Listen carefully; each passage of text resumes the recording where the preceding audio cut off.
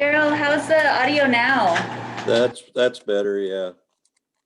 Okay, great. Laura, we had prepared, just in case you didn't show up. Thank Do you. want me to go I ahead mean, and I get rolled started? into town half an hour ago, so. Wow. Okay. Quick shower. Here. Thank you. Okay. Well, it is 4:03. We're going to call this meeting into order. We're going to start with our land acknowledgement. We meet today on settled indigenous land, which is the traditional territory of the Chinookan peoples of the Wasco, Wishram, Warm Springs, and Grand Road tribes. Let us honor this land and its traditional native stewards, past, present, and future, and strive today to embody a commitment to cultural equity and reconciliation, ecological conservation, and sustainability.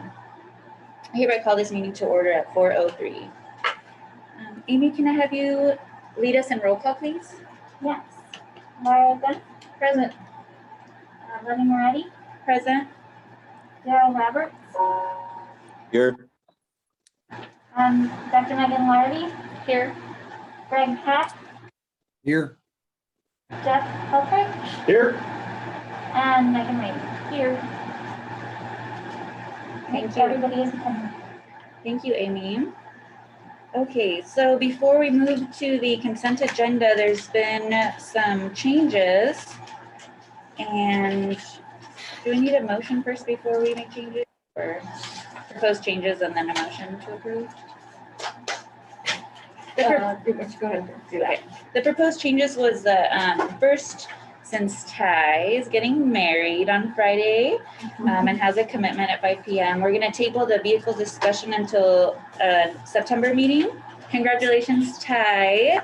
The board wishes you the best. That's awesome. Lives in the air. Yeah. Thank you. Okay, so that's the first change. Second, because of the board's questions around ridership, Patty asked that we add ridership to the executive director's report. So we'll change that. And finally, we're going to opt to move discussion items after the executive session just to help with the meeting flow. With those changes, is there a motion to approve the agenda? Make a motion to approve the consent agenda is amended. Second. Megan seconds. Any discussion? I'm sorry, just to clarify, was that? Sure. Megan? Oh. Okay. Megan, Amy. Okay, all in favor of approving the agenda with the changes? Hi. Aye. Chair votes aye, no one is opposed. Okay. All right, let's move forward with the approval of the July 21 Board of Directors meeting minutes.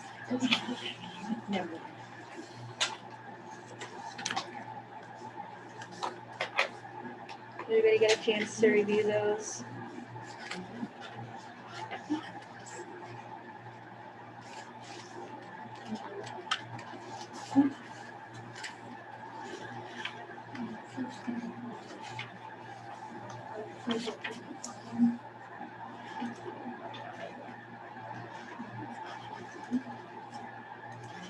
I'll make a motion to approve the minutes. Okay, Jeff made a motion to approve the minutes. Is there a second? I'll second it. It's Greg. Thank you, Greg. And a motion and a second. Is there any discussion on the minutes? Should print it on the wall. If there's no discussion, all in favor of approving the July minutes? Aye. Aye. Aye. Sorry. A couple of us were having trouble logging into the Oh, Wi-Fi, okay. so Okay. that was what the side discussion was, and I apologize. No, it's okay. And I forgot what the Wi-Fi password was, so that's why I made it all the more complicated. Okay. Well, there's been a motion and a second, no discussion. We voted to approve the minutes, right? So no oppositions. The minutes have been approved for July. Okay, great. And next on the agenda, we have an opportunity for public comment. I see a few community members are logged on. Is there anybody from the public who would like to offer comment at this time? This is Tracy. I would like to, but there's no raise your hand button visible, so. This works. Yeah, go ahead. Thank you. Thank you for joining us.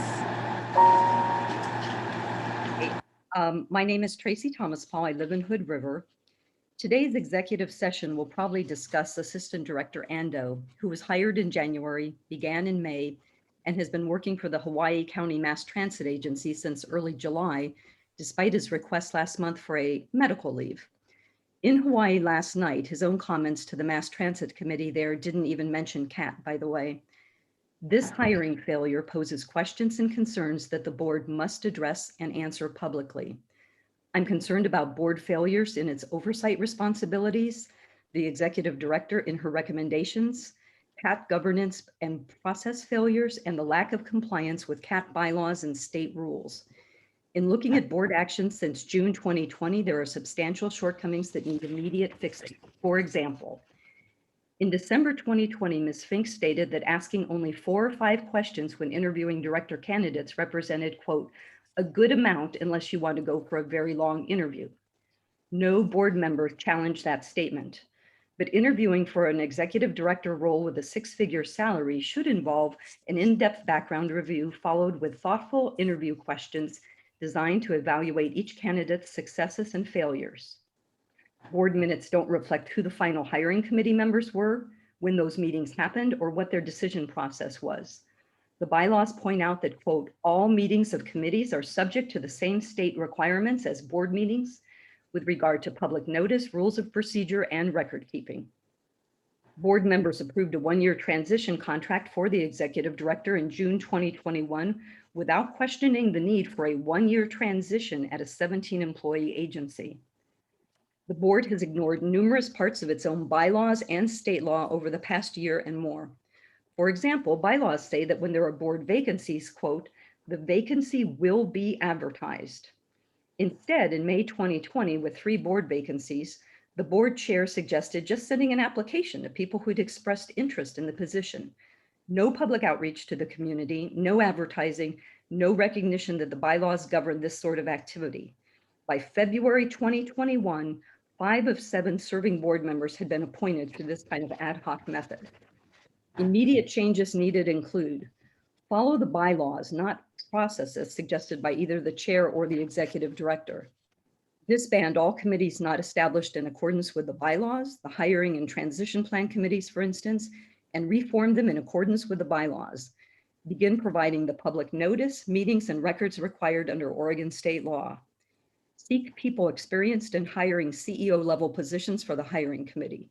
4 or 5 questions and no background review is insufficient. Follow the bylaws on handling future board vacancies and seek broad community engagement when there are vacancies. There are many other oversight issues and failures, but not enough time to go into them. I'll send those in writing.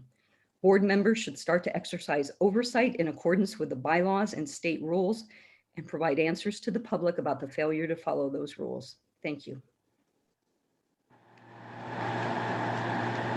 Thank you, Tracy, for your comments. Wondering if we need to get comment from anyone else before addressing Tracy, or I just want to mention, Tracy, that as a very small public transportation board and being around for quite some time on the board, there's been a lot of changes, and I want to recognize all of the efforts from all of the staff to help increase ridership. And I encourage you, Tracy, if you have some opportunity to go back about 8 years and see kind of how we've grown since then. That's all fine, but there are state rules regarding public meetings, public agencies, and your own CAT bylaws. And no matter what the size of the agency, those state rules apply. And like I said, there are other ones no one is following. Yeah, and I think we can address those maybe at a later time. It seems like there's a lot of misinformation, but we're glad that you're here and you're participating, and you're always welcome to attend all of the meetings and gather more information from our teams and staff. But thank you again. Yep, and just a quick question. I assume then that the bylaws posted that say May 2021 are the ones that are in action, and I assume CAT is still governed by the ORS statutes that govern public transit districts. Is that correct? Yes, that is correct.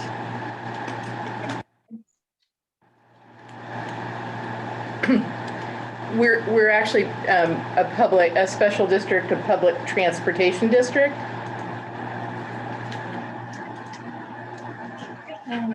Yeah, and I'll just mention, Tracy, that to try to put your mind at ease, that the assistant executive director applicants did go through a rigorous interview process, and it wasn't only 4 or 5 questions. I feel like there's just some missing information, but I was only using the public testimony and the public minutes that are posted online, and I went through all the YouTubes. So that's what was stated. In fact, the executive director, when asked whether or not city members, city council member on a hiring committee could ask a follow-up question, said something like, well, as long as it's not about what their favorite cartoon character is, and then went on to say, we're only asking 4 or 5 questions, otherwise it will be a very long interview. So I'm just saying everything that I just stated and that I'll send in writing can all be corroborated by your posted YouTube, which is, that's the physical recording of every single thing that was said, in even more detail than the minutes have. okay.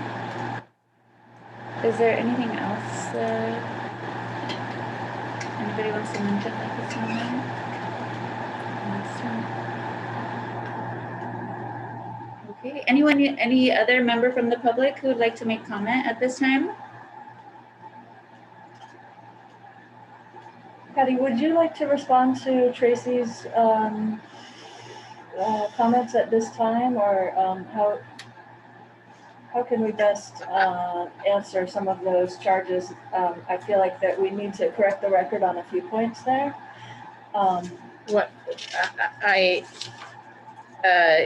if Tracy said I said that, I don't have any memory of saying it, so I'd have to go back and listen to the video myself. I think if I said it that way, it was meant as a joke, but I can't imagine that it's possible I did, and I apologize, Tracy. I think what I was trying to say is that as long as it was relevant to the position, and there were quite a few follow-up questions that were asked, which was the intent of the interview, to start with 4 initial questions, and then folks were asked to provide follow-up questions that they had, or also to ask questions from the comments that were made by the interviewer. Each one was 60 minutes long. I don't know what else to say. I think that I can't comment further until I know more about that. I can't imagine that was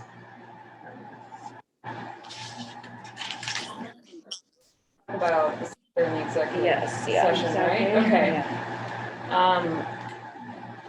I guess I have a quick response. As a public servant, who's as a volunteer and somebody who just considers herself to be really honest and dedicating her time to ethical organizations,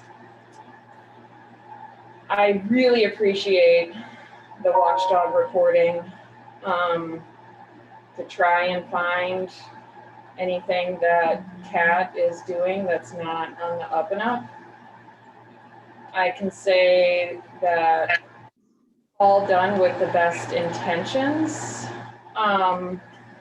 Nothing has been done to throw a rug over the public's eyes.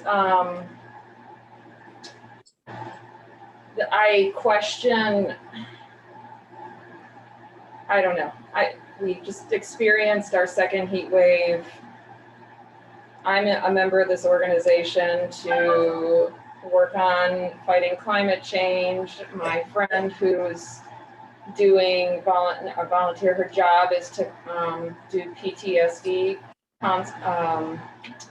counseling, and she has a ton of transit workers as first responders who she's counseling. My question is, why the magnifying glass on cat?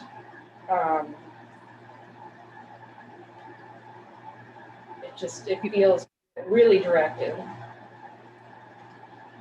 If you're looking for an answer, Megan, it's not a magnifying glass on CAD, it's a magnifying glass on a public agency that is entrusted with federal, state, and local tax funds. And that whether you're a volunteer or whether you're interested in climate change or animal rescue, those are irrelevant to abiding by your own bylaws, which it's very easy to bring them up. I mean, it takes 2 seconds on an iPhone or on any internet connection, or you guys probably could have them printed. And instead of doing these ad hoc, let's do this, let's do that, you look at the bylaws. There's Oregon statutes that describe open meetings and what you do with vacancies. Your own bylaws describe what to do with vacancies. Your minutes don't describe a process that goes through what your own bylaws say. So if you think you should be operating differently, then I suggest bylaws that should be changed, because that's why the bylaws exist. They exist to protect not only the agency, but to protect anyone who's a volunteer or a staff member or the public, so that there are rules that apply no matter who your set of volunteer directors are. It doesn't matter the good intention. The cliche is the road to hell is paved with good intentions. Good intentions are great, but so is abiding by the rules that are set forth for governing an agency. And I don't agree that we've broken any of, have not followed those rules. And I think that's where, if we need to connect about gathering more information, we can do that at a later time. In regards to, our AED, we can't give specific issues right now, but I can tell you that Mr. Ando did work on site 40 hours from May 1st to June 26th, and then was on a 20-hour per week remote work schedule from the 23rd to the 1st of August. And on the 2nd of August, Mr. Ando was placed on administrative leave without pay. During this 2-month period, we've diligently followed state and federal HR guidelines as well as legal obligations to the employee. But should any decision come from the executive session today, it will be made public per Oregon law. And with that, I think we can move on to the next agenda item. Thanks again for your time, Tracy. And Trisha, would you like to make a comment, or are you just observing? I'm just observing, thank you. Okay, all right, well, we will move to, oh, I see. Oh, yes, hello, we have a few more people, Kathy, Jim, and if you press *9 on the phone, if you would like to comment, or raise your hand, or just start speaking, whatever's easier.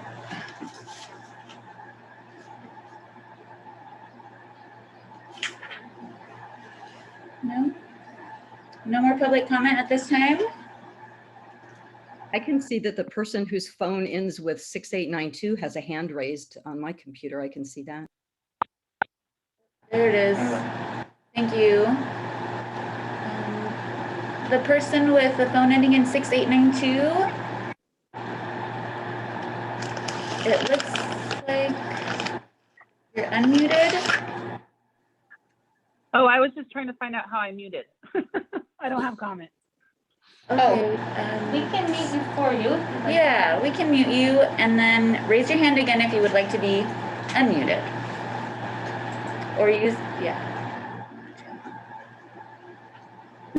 Madam Vice Chair, I think it is important that some of those comments that Tracy brought up there be addressed at some point, whether our hiring processes failed us in some point, whether our background check or our background information didn't go far enough to be able to find it. It seemed like there was a lot of discoverable information about our hire, that maybe we do have some gaps there.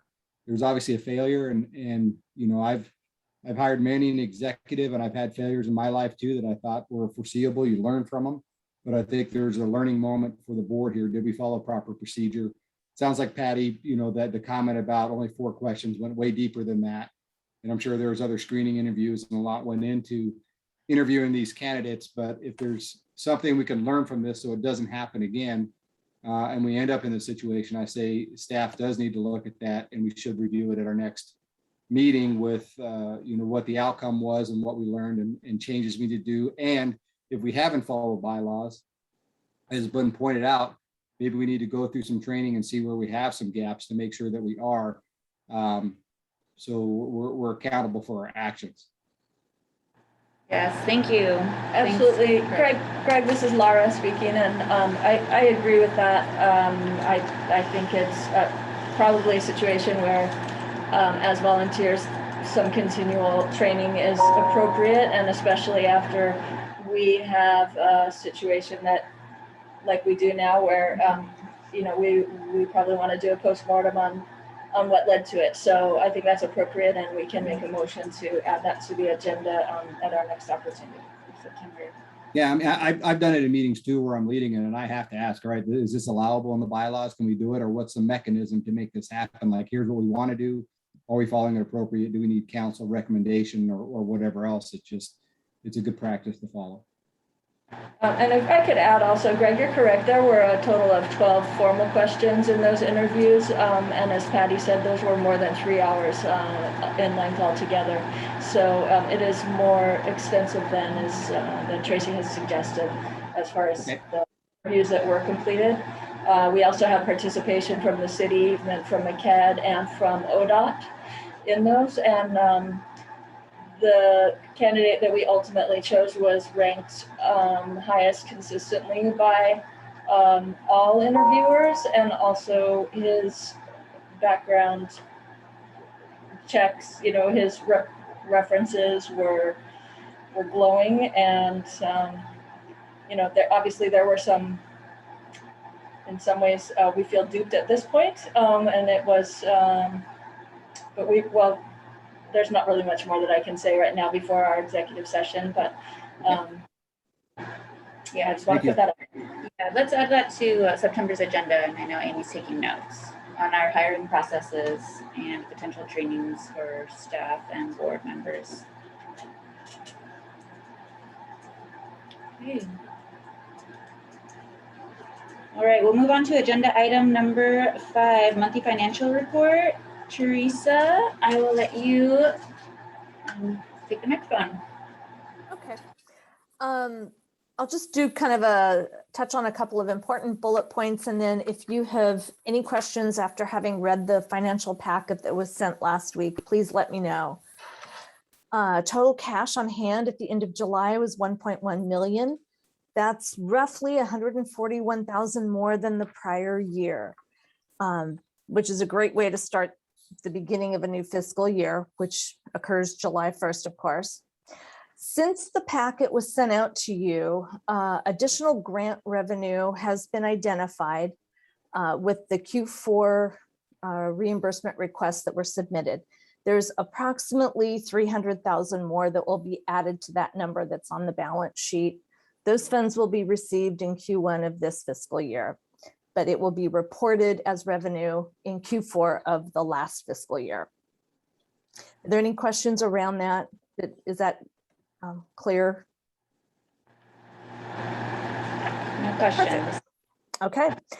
The end of month accounts payable balance, you will notice, is a little higher than normal. That is due to the purchase of a bus that the check had not yet been cut, but the purchase agreement had been made.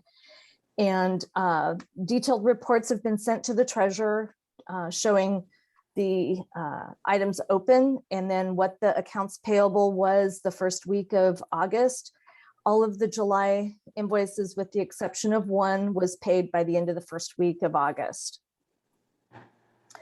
Revenue earned during July was 204,000. That's both more than this last year at this time and the amount that was budgeted. That's significantly due to the new or renewing grants that have just started in July. Personnel expenses were 118,000. Year-over-year comparison would be very skewed due to the COVID layoffs that occurred last year, so that's not a relevant measurement. It is 12,000 more than what was budgeted. However, the rehiring of those positions that had been laid off has occurred more swiftly. Net income at the end of the month was actually $9,000. I'm sorry, I lost my place in my notes. This is 76,000 more than what was budgeted.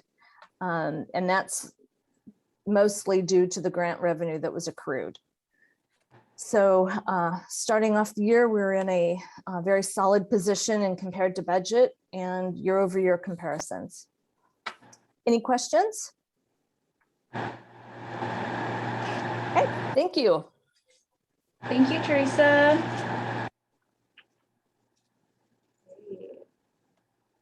Right, so agenda item number 6, resolution and action items that I'm aware we have none at this time.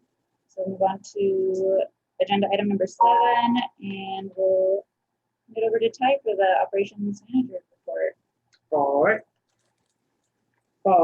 So we did get 2 new vehicles from ODOT that were originally purchased for the Columbia Gorge Express. We put those into service. Those caused a couple of anomalies here in the report. So the safety score went down a little bit. We had 0 crashes. There were 17 harsh events. Most of those we review each event. Most of these events were caused by the new vehicles, and it was because the Samsara boxes that measure these events, they have accelerometers and stuff in them. We didn't have the mechanic here to formally install these, so we just put them in the bus. If they move around at all in the bus, it triggers a harsh event. We had one in the office the other day, and they tossed it to Jeff, and we got an alert on the email saying the bus has crashed. So they weren't secured in the vehicle well, so when they move around, then it thinks the bus is having a harsh event. Yes. It's the box moving within the bus. So I think there was 2 that were actually qualified as maybe a harsh event. They didn't have those boxes in them right when we got the vehicles, and we ran them for several days without having it. So that's why the drive time has a star next to it, and while the miles have a star next to it. I'm going to go through one more time and actually get the exact drive time to figure out when exactly they were driving and put an estimate in there. So this drive time and the miles driven that are in there right now are straight from the program's report, and we'll have to go back and calculate how many, because they were on route for about a week each before we got the boxes installed in them.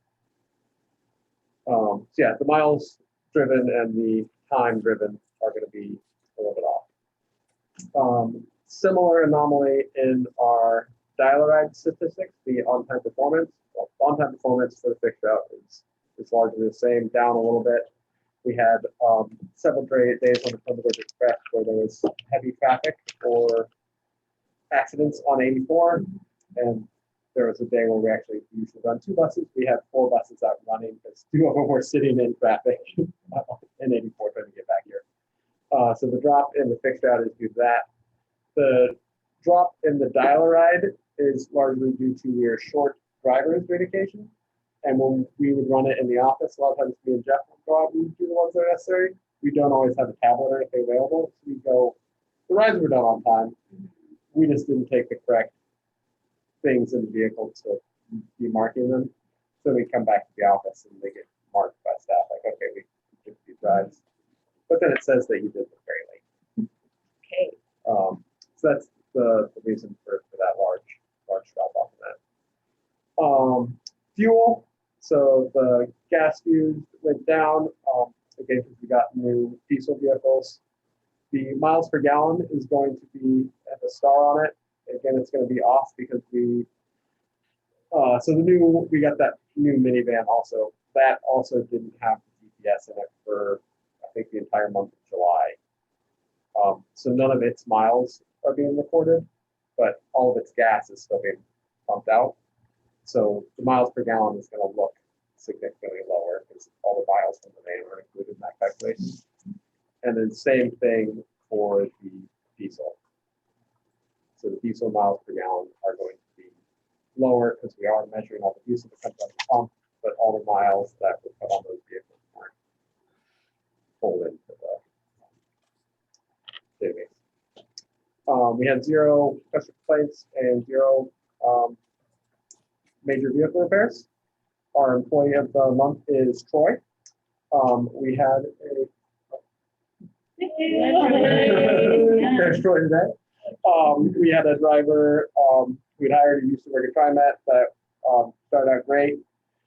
He had some family issues happen, and the first day that he was supposed to start his new bid, he called and said, "Oh, I can't make it in today." The next day, or end of that day, he called and said, "Hey, I have family stuff, I had to move out of state." So we started our new bid short one driver, and I think Troy had multiple times where he was working almost 100 hours, 2 weeks to pick up shifts.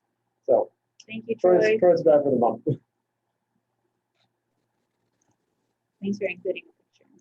Yes. Patty went and took that today. Next week, you're so fresh.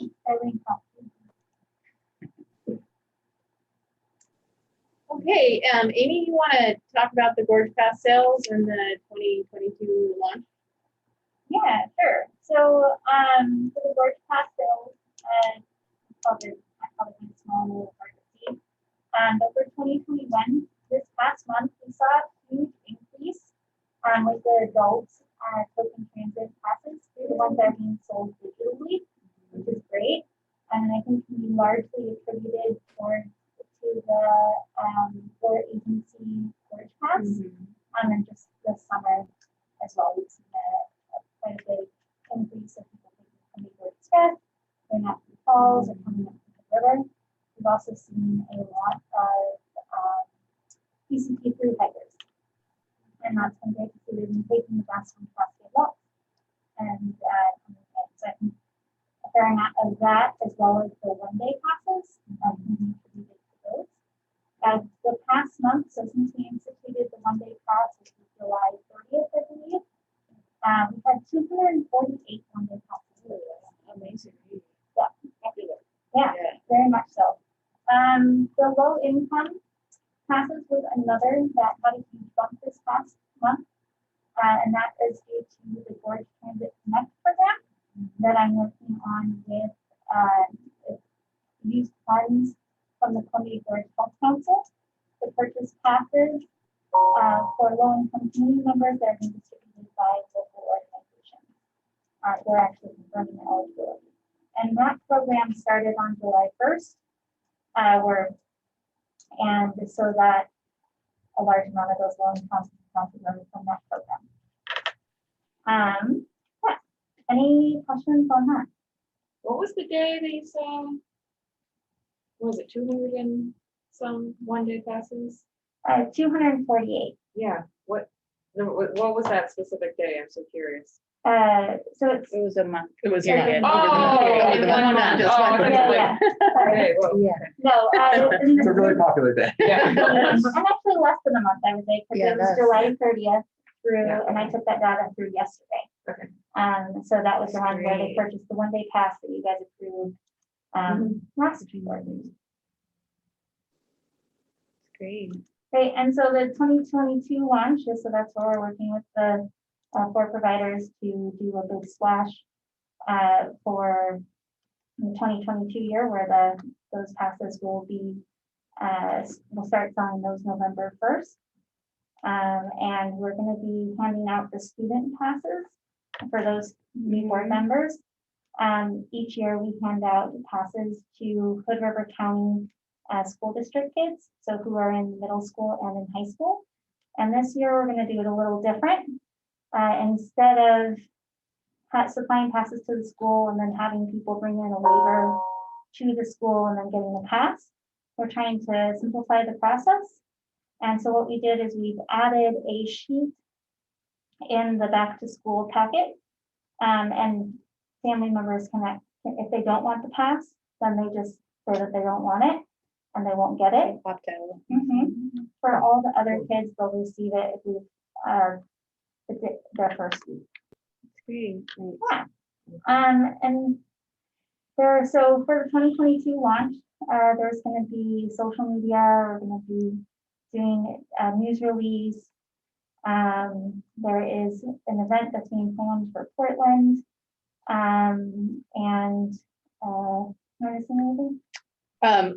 think that we're going to do some local events in the fall and winter and promote the Mount Gorge to Mountain service if the board approves that service to run this year, and it will the Portland event will likely be in the spring. The media consultants suggested that the spring, that the Christmas season was a lousy time to try and promote something. It was also a lot more expensive. And so I think MCED decided that they were gonna do, the consultant working with MCED decided that they wanted to do it in the spring, which seems like a good idea. We have strong partnership with TriMet, and they have agreed to a variety of ways that they plan on promoting the program in the Portland metro area. So. Okay, and thanks for providing last year's numbers too. I know Daryl had asked for comparison purposes. Yeah, and you can see there's, for especially the youth and the adult token transit, the low income passes, the youth passes, which is the physical card. So everything that doesn't say TT next to it is the physical card. So those are the ones that we sell actually in the office. And there's been a huge uptake this year for the majority of the different items. Great. Is there any questions on ridership from the board? I have a question about the event that that's gonna happen in Portland. Is that more, which is that promoting like tourism, or is that? It is promoting folks in Portland to purchase the Gorge Pass with the idea that hopefully they won't drive their cars here. Yeah, they will promote. It's a relatively inexpensive way to both support the Gorge and transit in the Gorge, as well as come car free. Gotcha. That's a program that we have been working on since February 2020. Thank you. Well, actually, we've been working on it before then, but yeah, we launched the initial Gorge Pass, and then this July we coordinated with the 4 providers in the Gorge, so we're all on the same pass. And this would be like the one that you could technically get from the airport out here. And then you could go, and then you could go, no, that's the Columbia Gorge Express is that vehicle, but the Gorge Pass is a pass that you can ride, you pay $30 and then you can ride year long for that $30. You can ride our service, Skamania County's transit service, Matt's transit service, and the link in the Dalles. Okay. And all of our services, including Columbia Gorge Express, local routes, Gorge to Mountain Express. Gotcha, okay. All of them. Yeah. It's It's great deal. Yeah, great deal. Yeah. It's unbelievable. And we've seen a significant intake in uptick in our fare revenue. And so we think I mean, that's pretty impressive. Well, the 1 day, this is The 1 day different. pass. the 1 day pass is a little bit different. Was we implemented that to encourage folks from Portland to come out and visit the Gorge for a day. And so it's a easy way for our drivers to know that they're coming out for the day. Gotcha. Without paying the $30 even. And to give you a comparison too, so the 1 day pass is $15. And just for a Columbia Gorge Express ticket, you from Portland to anywhere in the Gorge, including Multnomah Falls, it's $10 one way. So Okay. it's a cost savings of $5. Plus For a round trip, right. For a round trip, yeah. And plus with the 1 day pass, you can take someone who's 17 and under with you. Okay, It's good for an adult and a 17 and for under. free. Then, okay. Okay. I know in situ is one of our larger employers who's purchased mass amounts to give to their staff. Do we have any other large employers who opted in like that? Collins Aerospace. Well, that was Collins last Aerospace, year. Last year. Yeah. So because of COVID, we've kind of temper down that a little bit. Right now that people are starting to come back. We've also got some requests from businesses like Thunder Island who are interested in doing that for their employees as well. Renewal workshop. Yeah, renewal workshops. We've gotten a lot of different interests, but just because of COVID, it's not really. And slow. And that's a piece that, again, MCED has taken over sort of and will be marketing, and they've got a full marketing strategy, including purchasing one pass and getting an equity pass, getting one pass for the equity program for free. So it's like a 2-for-1. They get a tax credit if they purchase. Some incentives for some of our employers. And employers in the Portland metro area, which is sort of what we're hoping that the information that was gotten back on the marketing that was done was that employers, particularly in the Portland metro area, want the certificate of environmental sustainability. I forgot the exact title of it, but and that's a way to get that is through transportation, and also providing equity to low-income minority populations in the area. So the equity fund will offer additional passes and help to maintain the grant funds that we currently receive from the community health program, which will go away this February. So we should allow us to sort of replenish that amount so that we have additional resources to allow low-income and minority folks. Question. So you opened up, talk about MCED, and you talked about the marketing program. And I know our biennial budget was $50,000 for the next 2 years for marketing, and we're paying for an employee, and then that budget increased by $20,000 for an unknown reason why we stepped it up for those 2 years. How do we know, and what's the safeguards for the public dollars that we're spending, giving them MCED for our marketing strategy, or what they're getting? What do we know what the banks are about, and how is that employee supervised, or is it just a MCED thing that they supervise that employee, or how do we share that employee? Yeah, no, we're still working out our relationship on that, but the intent is for them to be here at least 2 to 3 days a week. So they'll be actually doing outreach and be responsible to providing outreach to community members here in Hood River County. So that's, and I can provide you more details. They're in the process of hiring that position. We will be on the hiring committee. We've asked for that position to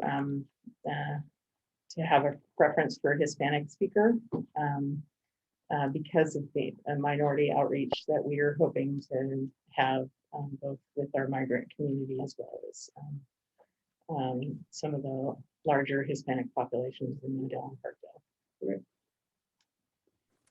Great. Any other questions regarding ridership? Gorge Pass. So let me give you a quick update on Multnomah Falls. We continue to work with our partners at ODOT and the Forest Service.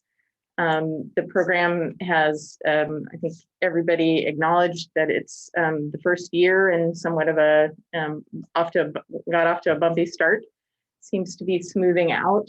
We're starting to see good, strong ridership on the Columbia Gorge Express to Multnomah Falls, but also beyond. So we're averaging about 100 rides per day, with some exceptions on some of the really smoky days, not quite so many. And higher, even higher on the weekend. Monday is also a very strangely popular day to ride the bus. One of my drivers came in yesterday and said there's a family of 12 that got on the bus.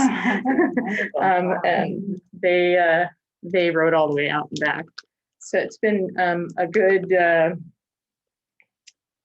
working relationship, and we had conversations with the full partner group, the Gorge Forum partner group, and there is conversations about how to improve the system and continue to sort of push forward in next year. So we're hoping that we can see some strong changes. If you're interested in how some people are hearing about it, I had some guests that went and booked without me talking to them, made reservations. I was like, oh, cool. How did you hear about it? They're like, well, we saw it on the reader board on 84, but they also saw it on TripAdvisor, which I thought was interesting.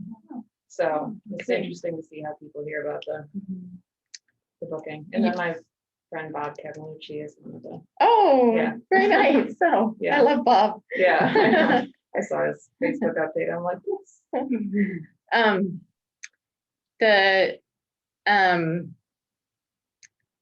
Oh, I'm sorry, I lost my train of thought. TripAdvisor. Oh, that's right. Yeah, we have been working with ODOT. They have some funds for through their FLAP grant, some marketing funds, and we work together with them to also, I'm not an expert on this, but we're working with a marketing consultant to get the Columbia Gorge Express at the top of the Google feed when you're looking for Multnomah Falls or transportation. So we're hopeful that that should also help to increase ridership. Our drivers are excited about it, and so are we. Gorge to Mountain Service Planning update. So unexpectedly, we learned that the Gorge to Mountain program will not be, the funding will not be available for this year. So the first year that it will be available would be for the winter season of 2022. So that means that if we want to continue the service, we have to find additional funding. We do have a information on the information out to ODOT. They have some additional CARES Act funds, and with our partners in Clackamas County, we are asking them if we could potentially use that as a backfill. It is possible that if that doesn't come through, we may come back to the board and ask if they would be interested in funding that with some of the reserve funds. It's been a very popular service, and it has strong ridership. So we can talk more about that at the time, but I just wanted to give you that update. The applications for the fiscal year 2023, so next year, are due October 7th, I believe. And we are having ongoing meetings, both with all of our partners, both Clackamas County, Mount Hood Meadows, and some of our other partners. So we'll continue to update you on that. Do we know why the funding wasn't approved, and what was that total amount? It's not that it wasn't approved, it just they skipped a year of funding. Okay. So yeah, we're looking to see if there are other state funds that can help fill a gap in the meantime, state or federal. The transit master plan has staff has been very busy. We had some delays. Yes. Good luck. Congrats, Chad. Yeah.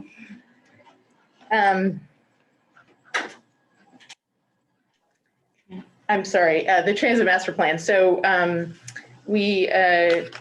we're about 2 months behind. It actually might be a blessing because of the new COVID restrictions.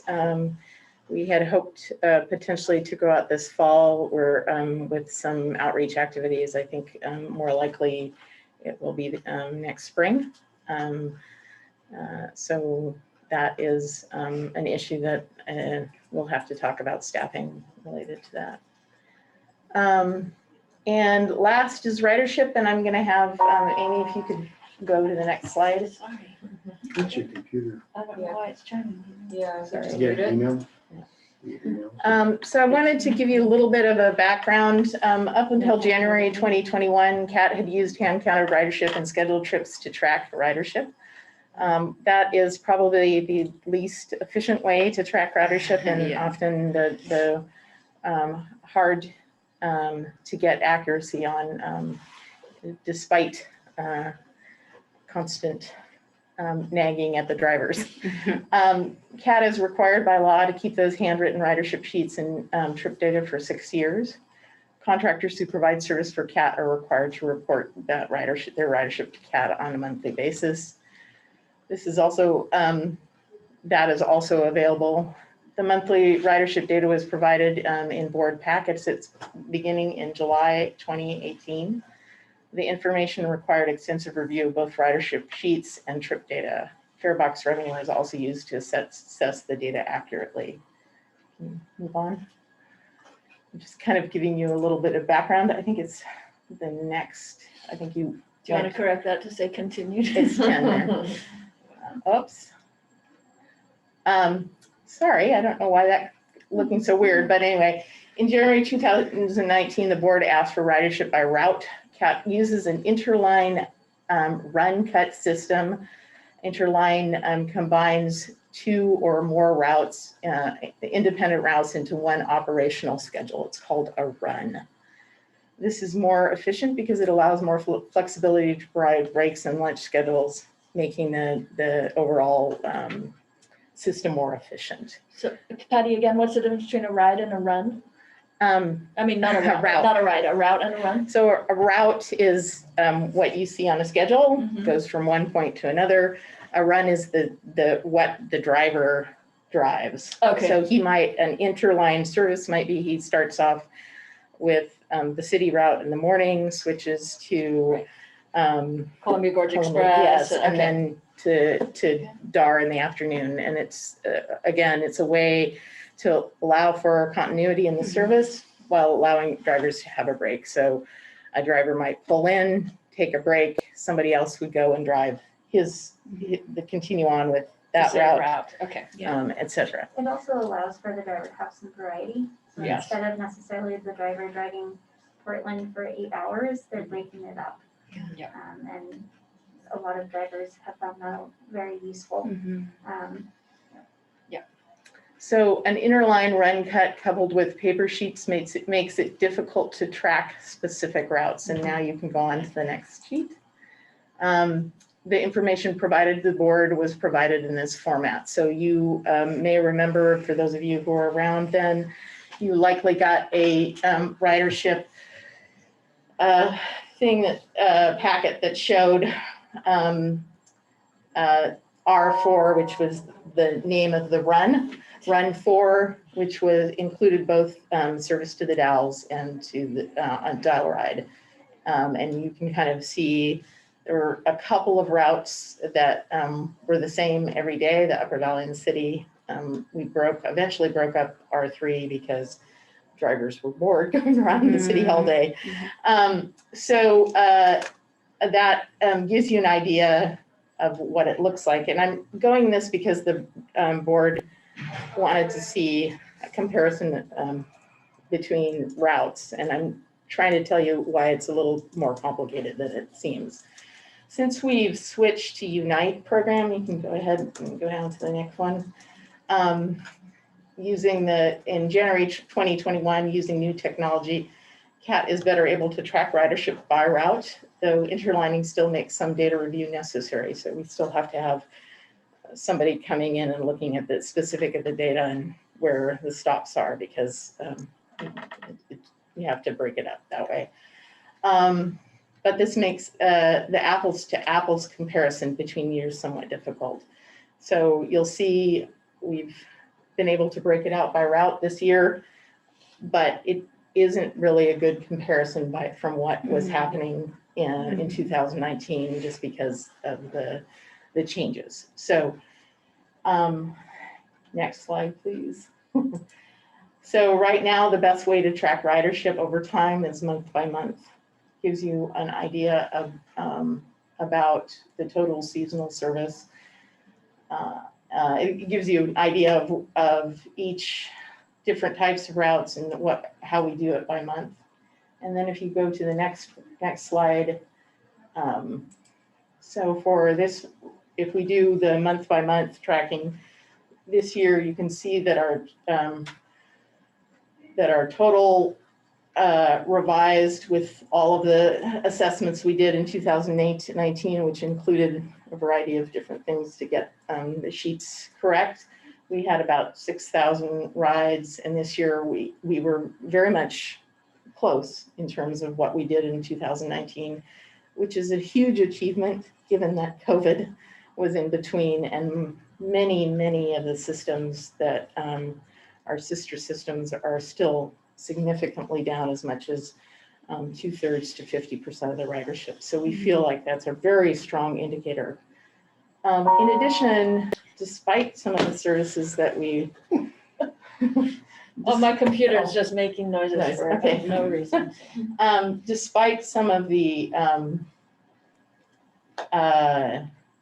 changes that we made and some of the new services that we've provided, including some of the weekend services, we've actually managed to have our revenue hours decrease.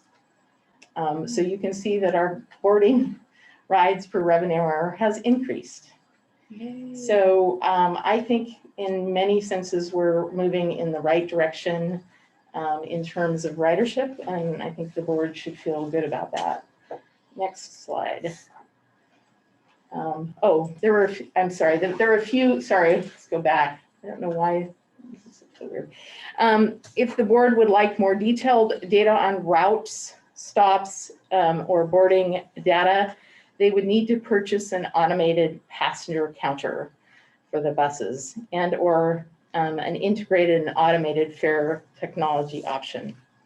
CAT staff has been exploring these options and would like to make a presentation to the board sometime this fall. Finally, I'd like to add just a few last minute thoughts on ridership. It's hard to make comparisons between different transit systems because every system is slightly different. For instance, Link Transit in Wasco County in 2019 was limited in the number of communities outside the Dalles that it served.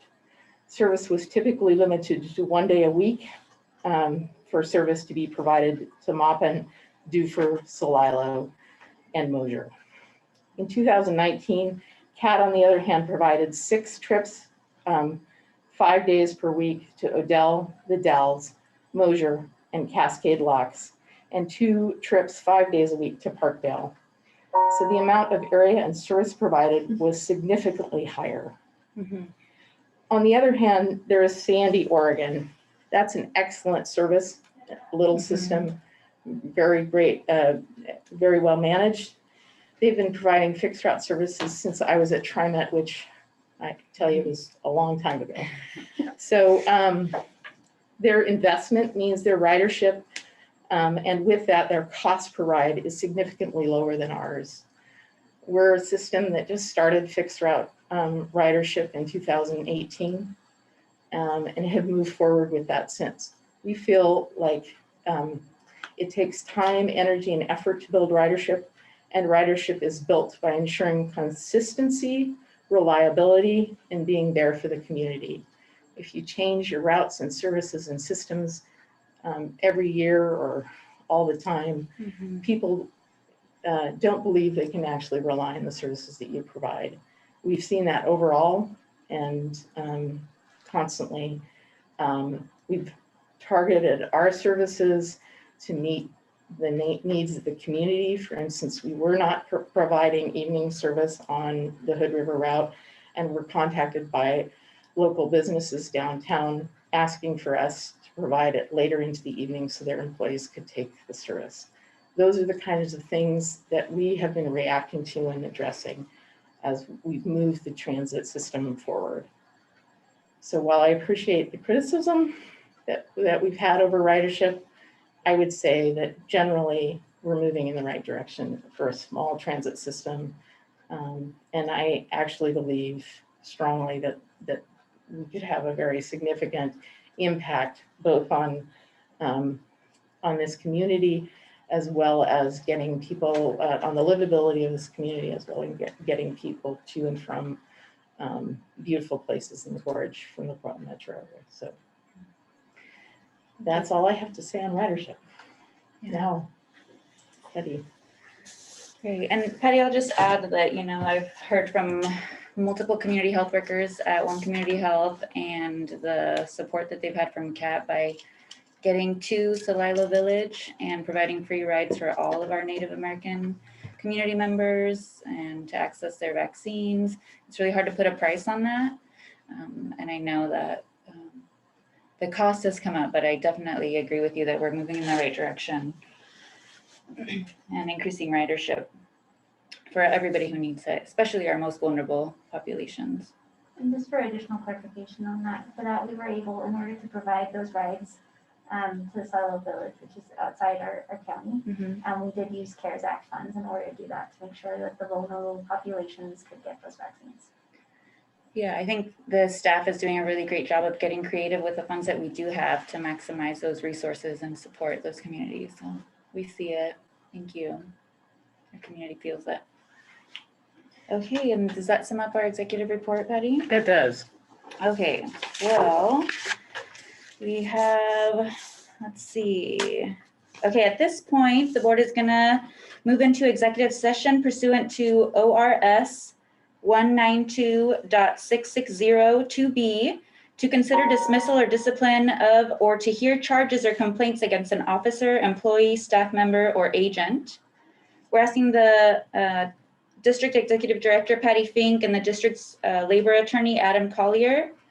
And is John Ando on the call?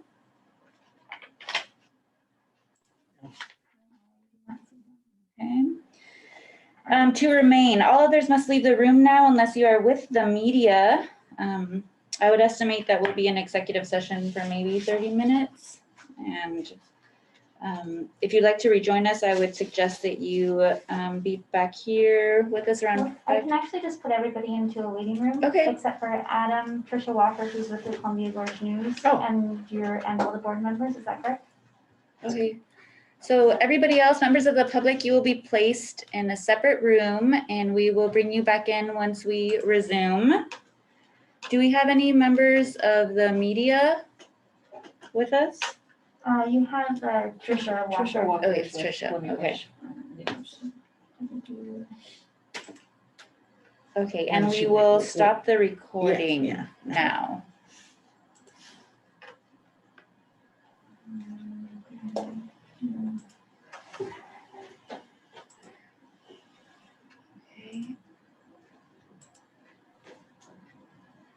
How do we know if someone's part of the media?